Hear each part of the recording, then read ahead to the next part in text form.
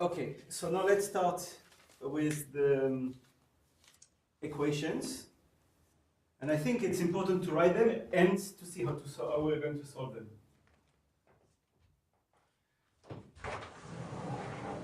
Yeah, it's probably a long introduction, but I think it's important to clearly understand what we're doing, why it is our motivations, and how we are going to address them, how we're going to calculate.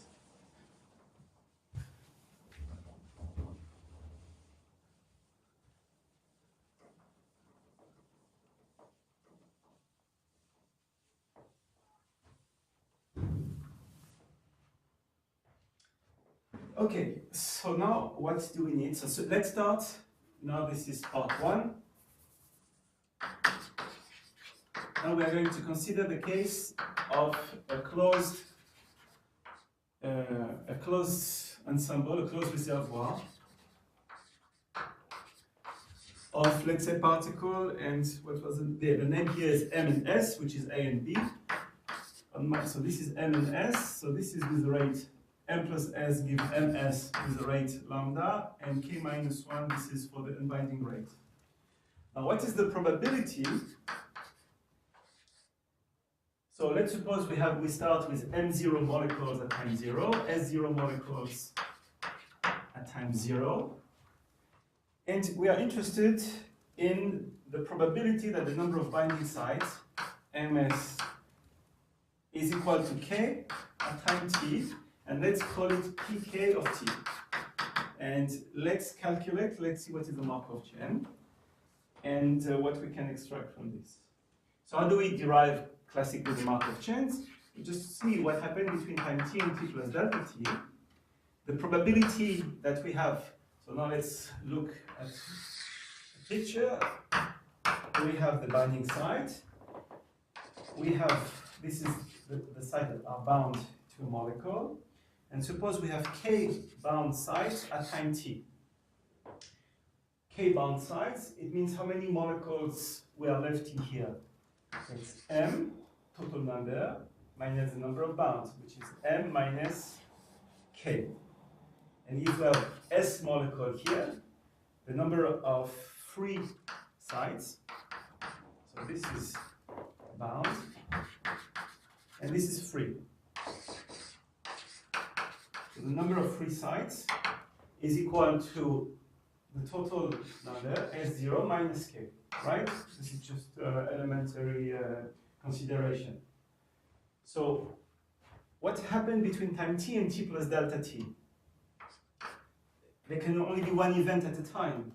So between time t and t plus delta t, to arrive to K binding site, either we started with K minus 1 binding site and the molecule arrived, or we started with K plus 1 and 1 left, one is gone, or we started with exactly K and nothing happened.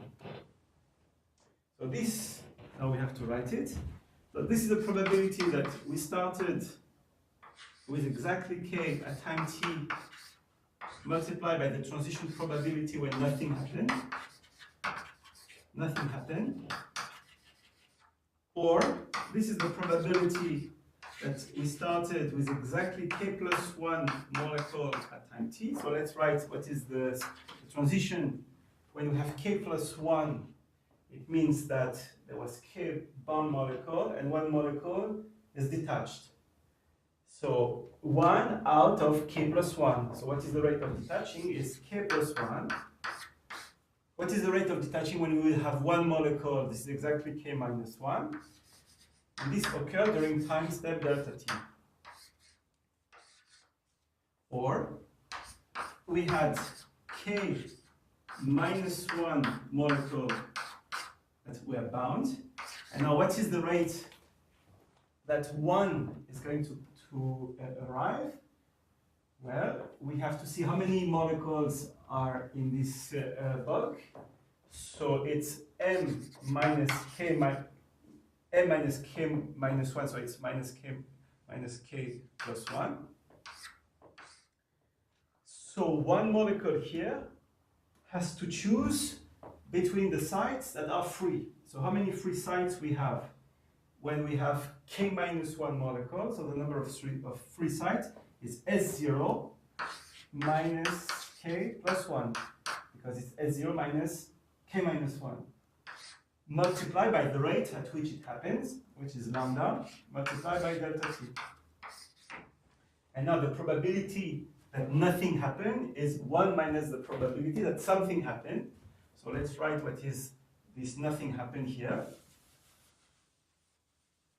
So this is exactly 1 minus, now we start with exactly K and nothing happened. So this is minus K minus 1 delta T. And when we start with exactly K, this is the same quantity here, but at position K. So minus M minus K, S0, so M0, S0 minus K, delta T.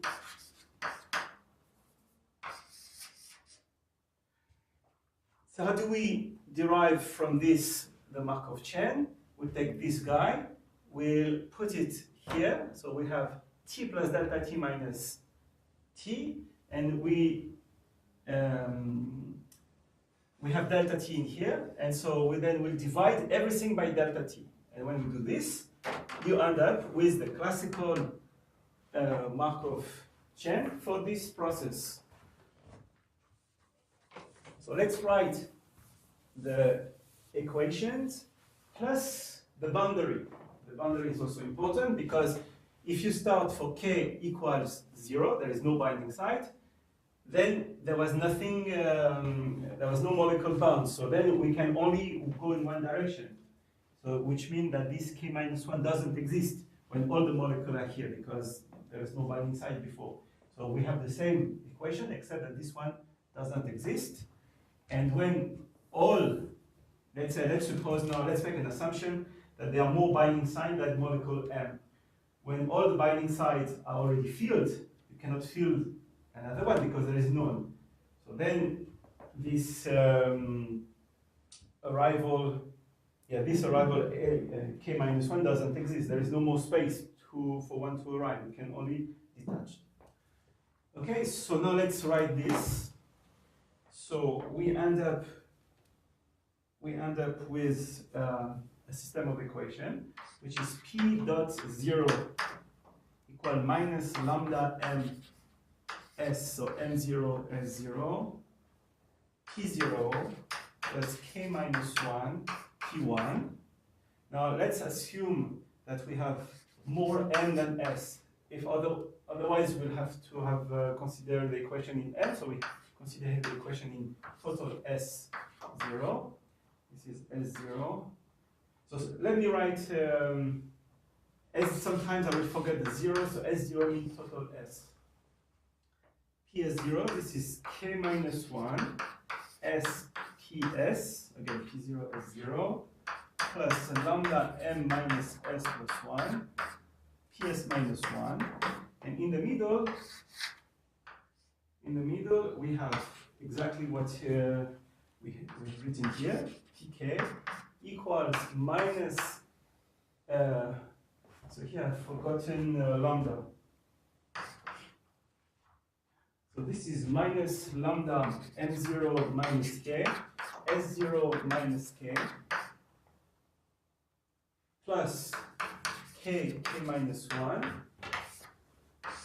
PK, plus K plus 1, K minus 1, PK plus 1, plus K plus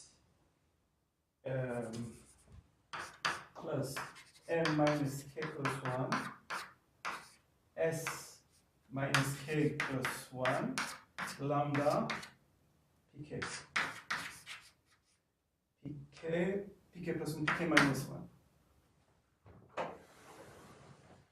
Okay, so now, of course, this is an equation that is linear, and if you multiply everything by lambda, it's also a solution, so we need a normalization condition so that there are the probabilities. So the probability to make sure that you are one in this in any state of this, we have to normalize if we go from 0, let's say, to s of pk of t at any moment of time equals 1. Okay, so this is, in principle, if we know how to solve this equation, we can get any information we want about the statistics about any moment of interest, right? So for example, so now let's do some remark. So this can be looked at using the Gillespie algorithm.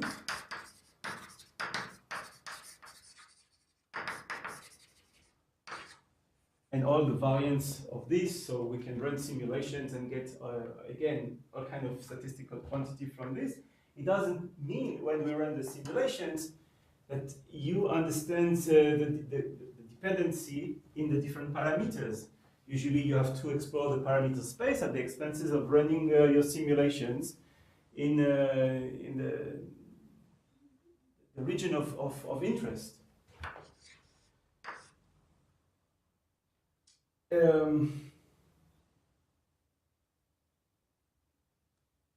And second, so we can calculate now directly. Now you can calculate from this the different moments. I cannot read what I wrote. It happens sometimes. Yeah, so we are going to see now how we calculate from this. So you can calculate, you can compute the mean time to, let's say, to a certain threshold, which is what we have discussed already. Compute mean time to a given threshold.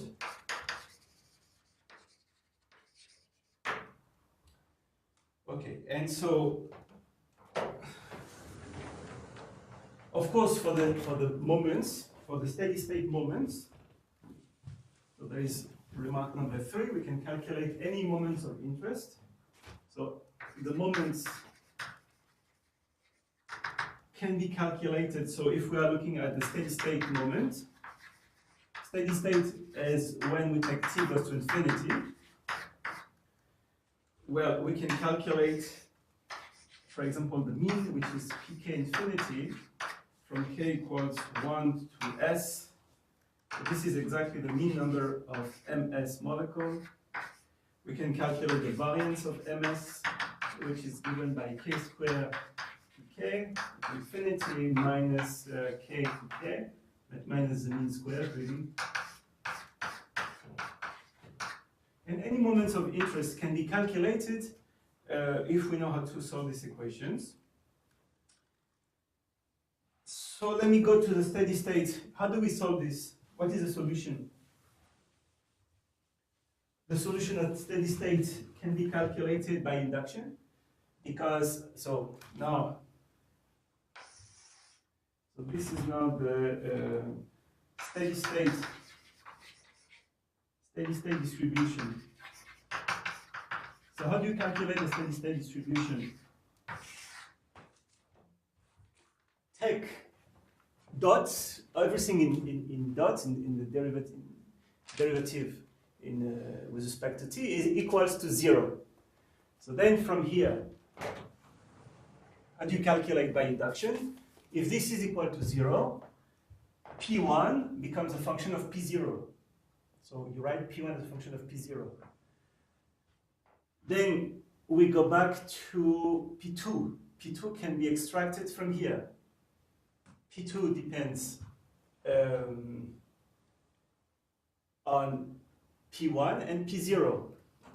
But since you know P1 and you know P0, because you just express P1 as a function of P0, P2 is a function of P0. And then you continue like this. And this is a routine elementary calculation that you come up with the exact formula. So, P1, what is equal to P1? P1 is a lambda M0 S0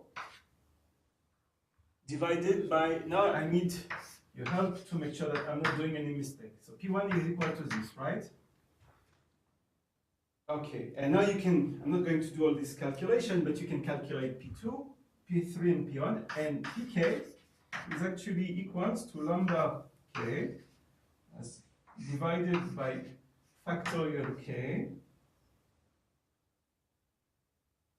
k minus 1, and then you have the product, no, k minus 1 like this, I'm sorry. I have to be careful now because k minus 1 means the backward binding rate.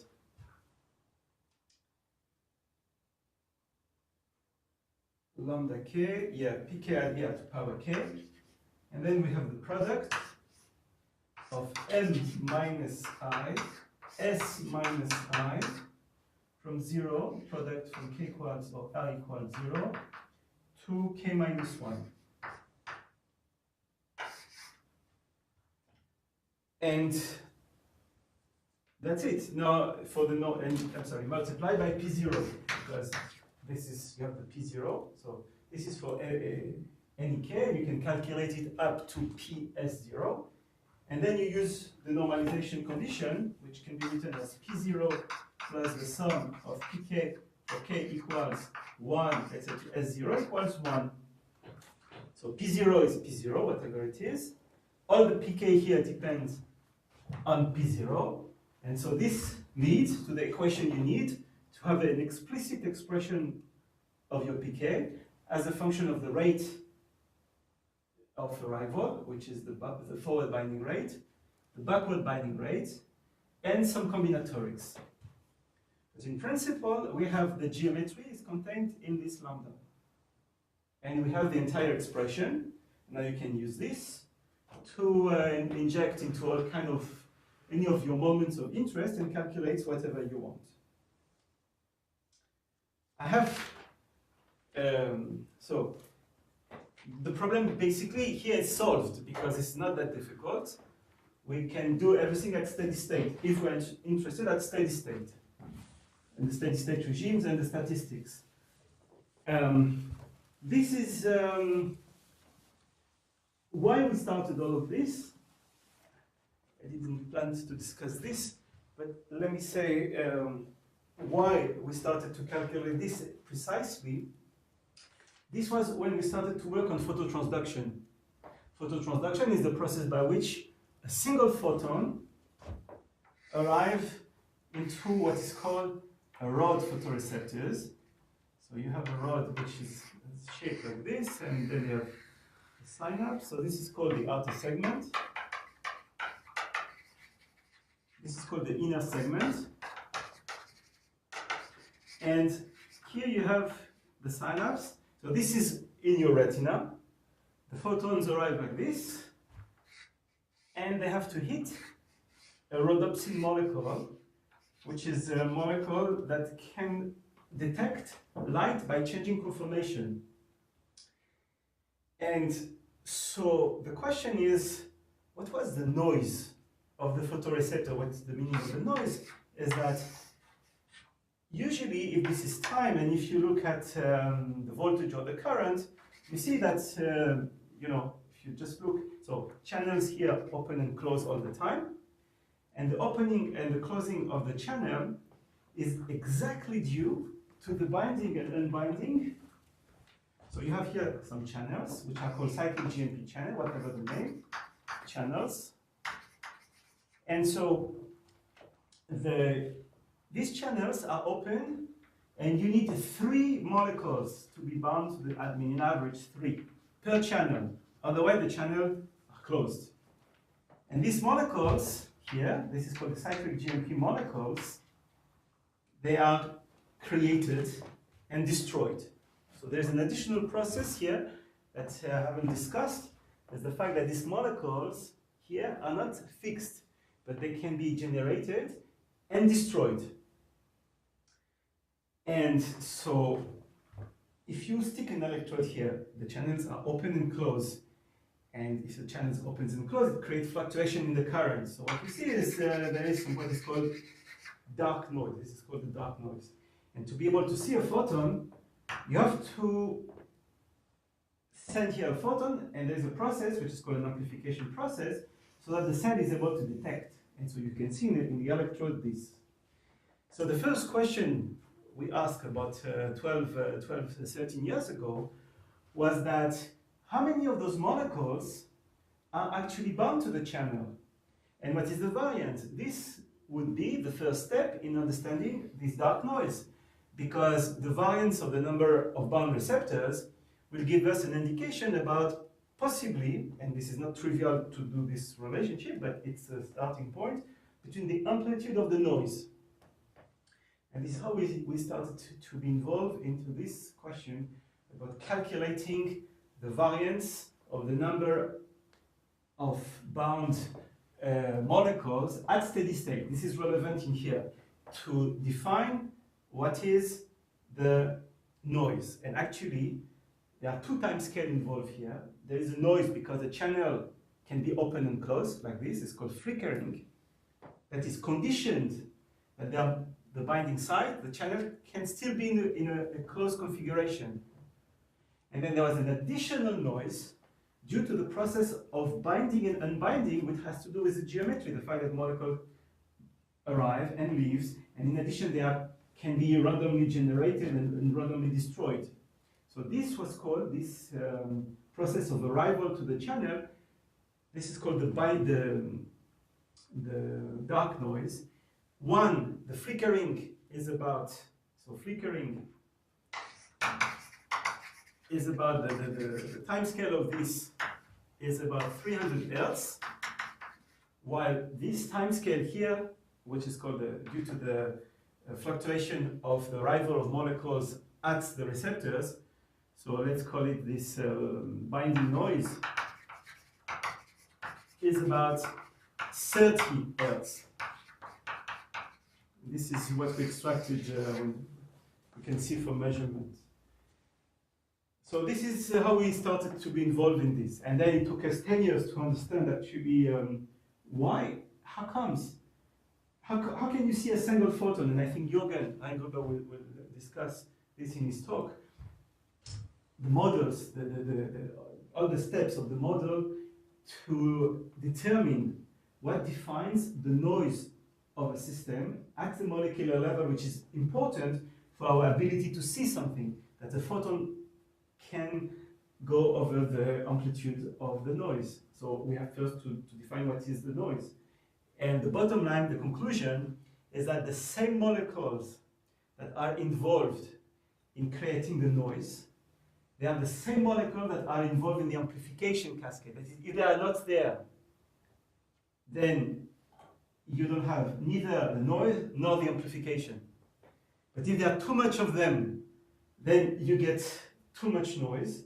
So it seems, and now it's a bit provocative what I'm saying, but this is what we observe. It seems that there is an optimal number of molecules that nature over the time of evolution has reached this kind of optimality. And this, we looked at this by exploring the range of parameters. You can do a simulation when you put too much or you put not enough, and you can see that the response, I mean the ratio of the noise, of the signal to the noise, then